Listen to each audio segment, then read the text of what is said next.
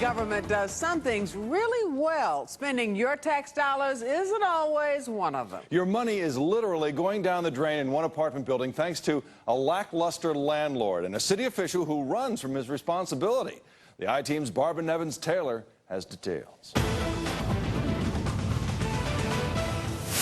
This is my bag. What?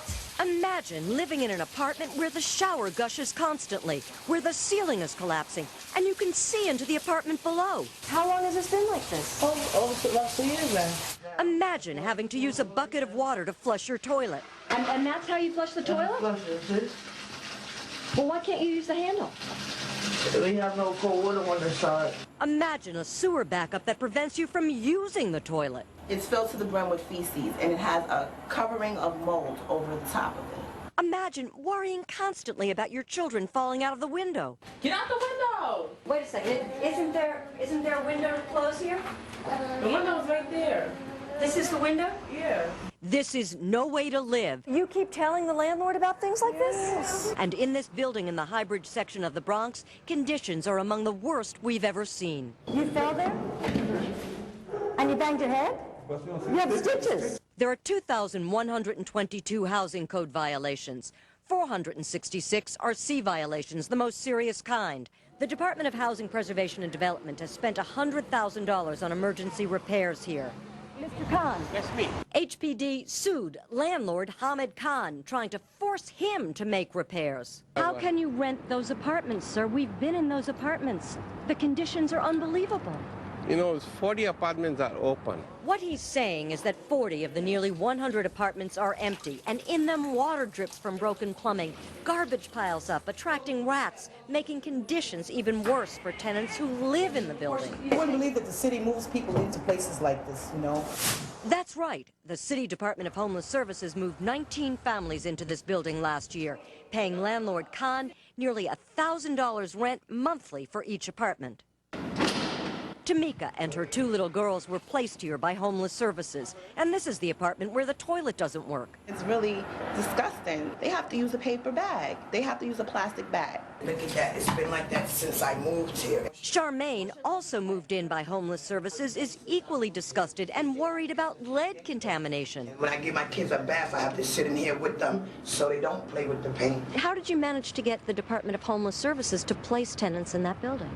We did, when we give them apartment good shape. How does he explain the mold we found in virtually every apartment? You can see just the black mold over here is taken over. We hired Environmental Management Solutions of New York to test the air because everyone complained about breathing problems. This is going to collect the fungal spores in the air. The results? High levels of Stachybotrys mold and Aspergillus mold, both dangerous. Dr. Marco Padone's company did the testing. It's not safe for normal people. It's not safe for people that are immunosuppressed or may have other illnesses such as asthma or other respiratory conditions.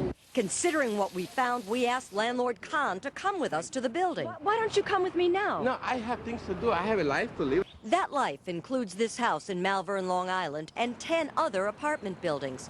But we were so upset about what we saw in his Bronx building that we called HPD and asked them to send inspectors in again. Can I take you to an apartment and show you something? After he investigated, senior inspectors came the next day. Oh my God. Oh my God is right. I can tell you that.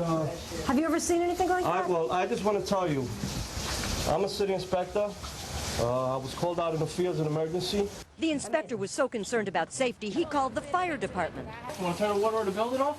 Firefighters couldn't believe the gushing water, the collapsing floors. I mean, how bad is We're this? going to have rescue coming in here to have a squad. More firefighters, more rescue workers, buildings department inspectors, and the fire chief was worried. It's decayed, decrepit. It's the building is not in good condition. 3 apartments were condemned and tenants shifted to other apartments. We are doing the impossible, you know. Listen, I'm just saying that. How can you say that with a good conscience? Would you live in that building? Would you live there? We tried to get answers from Homeless Services Commissioner Robert Hess, who earns $189,000 a year. Wait, Commissioner, I'm Barbara Nevins-Taylor from Channel 9. Why won't you talk to us? We want to talk to you about the way you put people in a building. Commissioner, you're a public official. Why are you running away?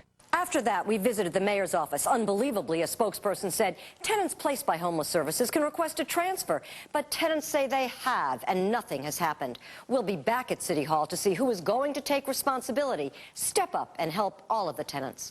I'm Barbara Nevins Taylor, My 9.